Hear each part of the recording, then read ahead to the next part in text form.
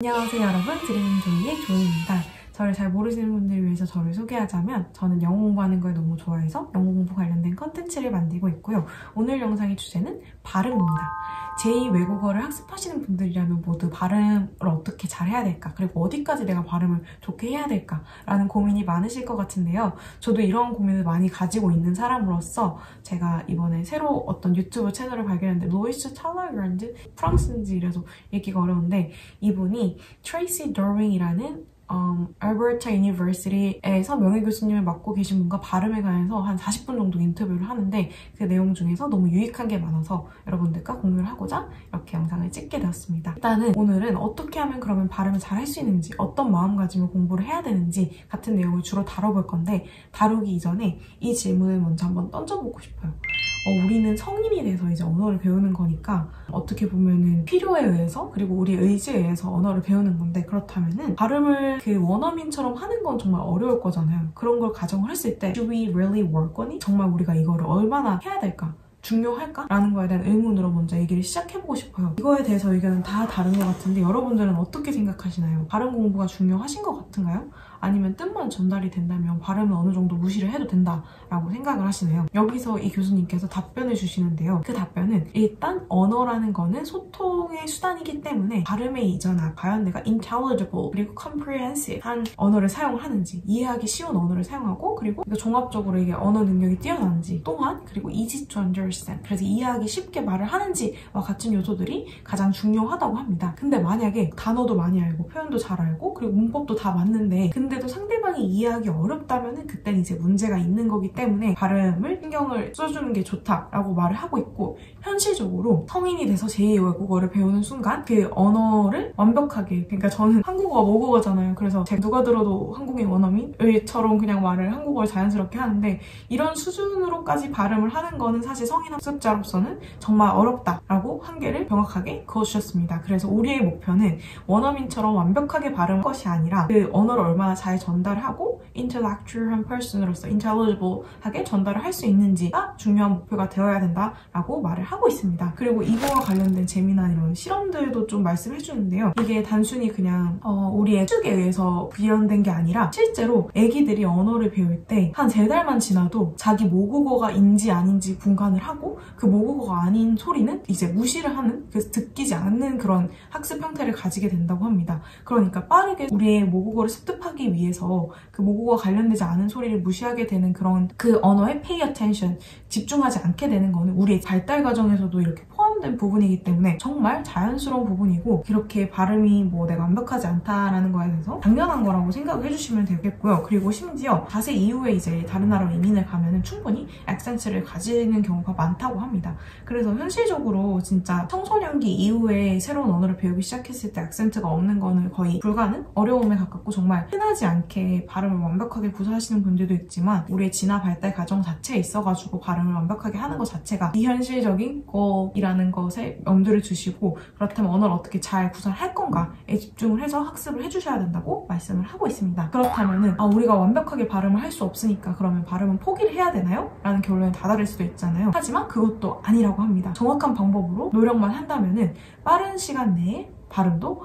향상시킬 수 있으십니다. 그래서 이분이 스터디를 했는데 3달 동안 17시간 동안 성인 합숙자들에게 발음 코칭을 하는 그런 실험을 했는데, 실험 결과 그 3달 만에 엄청 빠르게 이 발음들이 다 개선이 되는 모습을 보였다고 해요. 발음만 개선이 되는 게 아니라 언어 실력도 개선이 됐는데, 그럼 17시간의 레슨만으로도 이렇게 빠르게 발음이 개선이 될 수 있다고 하니까 우리는 지금보다 더 나은 상태로, 전달력이 좋은 상태로 언어를 전달하는 거에 목적을 두고 노력을 하면 좋다, 노력하면 충분히 가능성이 있다 라는 결론을 가지고 한번 그럼 어떻게 노력을 할지에 대해서 알아보면 좋을 것 같습니다. 그러면 발음을 저 잘하고 싶어요 하면 어떻게 공부를 해야 될까요? 라고 이 교수님께 물어봤을 때 한 3가지 방법 정도 말씀을 주셨는데요. 일단 첫 번째 방법은 pronunciation training에 전문이 된 선생님과 세션을 들으면서 하나하나 고쳐나가는 게 제일 효과적이라고 합니다. 근데 우리가 뭐 영어 학원 갈 돈이 다 있는 것도 아니고 1대1 내 발음을 교정을 해주는 선생님한테 이렇게 만나는 게 쉬운 건 아니잖아요. 저도 뭐 그런 수업을 찾아가지고 한번 들어볼까 생각 생각을 요즘 하고 있긴 한데 모든 사람들이 그렇게 시간을 내서 선생님과 돈을 내고 강의를 할 수 있는 건 아니니까 그러면은 두 번째 차선으로는 하실 수 있는 방법이 언어 교환 파트너를 찾는 겁니다. 왜냐면은 언어 교환 파트너를 찾으면은 내가 내 언어를 가르쳐주고 그리고 그 친구의 언어를 학습을 하면서 이제 돈을 들이지 않고도 서로 이렇게 윈윈할 수 있는 상황으로 꾸준히 언어 공부를 할 수 있기 때문에 언어 교환 파트너를 찾는 걸 추천을 해주셨고, 그리고 언어 교환 파트너를 찾아서 공부를 할 때도 그런 규칙을 세워놓고 하는 걸 추천을 하셨습니다. 우리가 사실 뭐 언어 공부를 하는 사람으로서 제가 영어로 친구들이랑 말하다 친구들이 항상 너 발음 이상해, 뭐 that's not the way how you pronounce it 이런 식으로 막 저 맨날 고쳐주진 않잖아요. 그러면 살짝 너무 불편하잖아요. 말할 때마다 끊으면서 발음 좀 이상해, 그거는 애플 뭐 발음할 때는 넌 애플이라고 하면 안 되고 애플이라고 해야 돼 라고 맨날 내가 하는 말 하나하나마다 끊어서 말을 해줄 수 없지만 언어 교환 친구랑은 이렇게 룰을 정해서 나 발음 잘못한 거 있으면 알려줘, 나는 이걸 고쳐주는 게 고마울 것 같아, 그리고 절대 나한테 이렇게 하는 거 지적이라고 생각하지 말고 우리는 서로 알려주자 라고 룰을 정하고 고쳐줄 수 있기 때문에 효과적으로 하려면은 이렇게 룰을 정하고 서로 피드백을 주면서 발음을 교정하는 걸 추천해드리고, 그리고 요즘에 AI 앱들도 되게 많이 나오잖아요.